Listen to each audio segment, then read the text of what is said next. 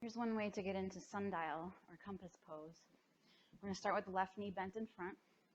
Grab a hold of the sole of the right foot.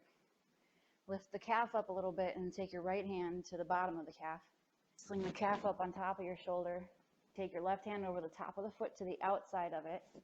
And you can bring your right hand down. You can put it to the floor. I'm in a phase where I like to grab onto my ankle. And then you're going to straighten the right leg as you look under your left arm off to the side and then upward. While the right leg straightens, the hip internally rotates, so the knee goes towards you and the heel goes away from you. And then you'll feel quite a deep side stretch on the left side. I like to press the hand against whatever it's on to then turn to the side a little bit more.